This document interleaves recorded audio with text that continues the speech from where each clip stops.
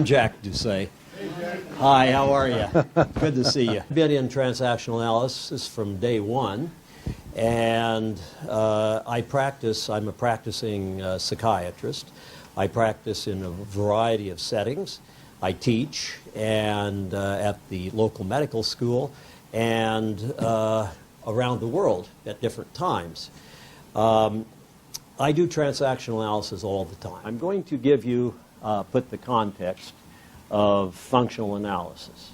And I'm going to give it to you as the third prong of my 2-minute introductory course to transactional analysis.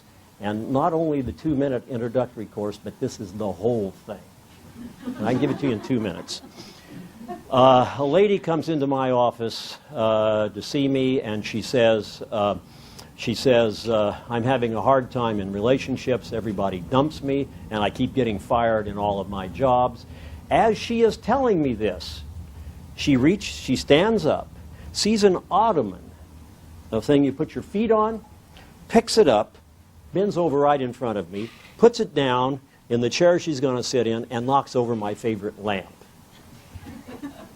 Of course, that is not a good way to do things, and here's what she is doing. And I will put this down as Roman numeral 2. I'm going to say it's the first thing we see.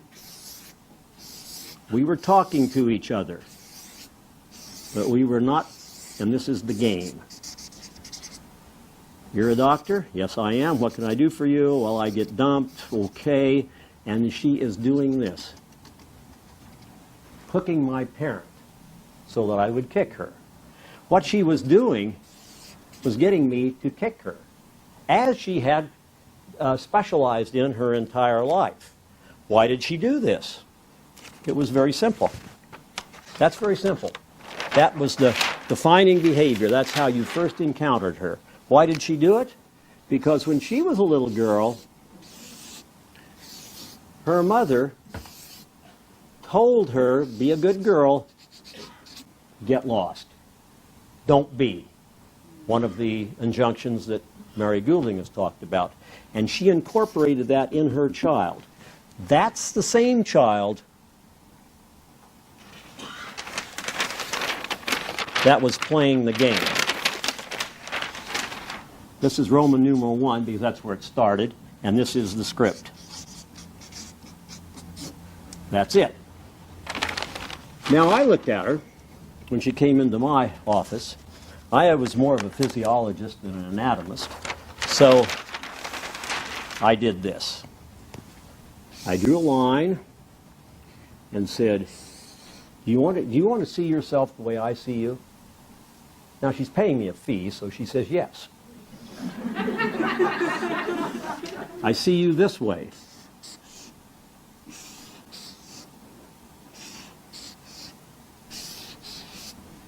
I see you this way. And she says, what's that? And I said, this is your personality. This is Roman numeral 3. This is your AC. What's that? That's your adapted child. That's where all pathology comes from. It's an adaptation. I'm talking about psychological pathology. I'm not talking about brain tumors. But it comes from an adaptation. She says, what's this? I said, that's your free child. It's not too high. You don't have much fun. What's this? That's your adult. That's your adult, and that's why you can keep a job for a little while. It's not too high, so you won't have a job too long. What's this? This is your nurturing parent. I use the word parent. And I said it's very, very low, and that's why you don't have very many friends. People that don't have friends don't nurture much. That's the key to having relationships and nurture and having lasting relationships is nurturing.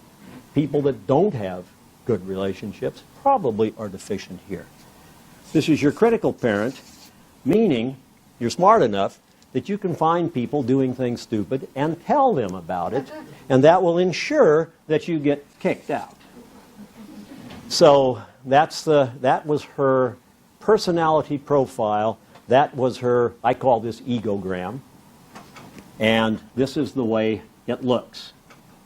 Now, you can see where it came from. It came from the circles. And what I have done is this. Because I found it very utilitarian and very useful, and this had happened way back in the early 70s. Take the game diagram. I've simply done it this way. I call this the free child, the adapted child. I didn't divide up the adult. And there's the nurturing and the critical parent. And that's what I have done. I took these circles, which are extremely important, but the one thing that this doesn't do is say how much. What's the balance that we're talking about? We can say where it comes from.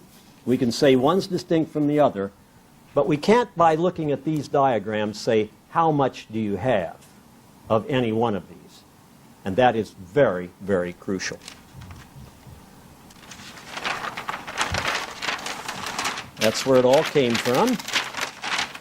And this is Roman numeral 3. Now, I did give some expanded examples, so that's my famous 2-minute introductory course in transactional analysis. I will posit the fact that you don't need to know any more than that. There's an awful lot more to know, but you don't really need it. You can get by and survive in the world with that amount of knowledge. There's a few other things you have to know, but that doesn't have anything to do with psychotherapy.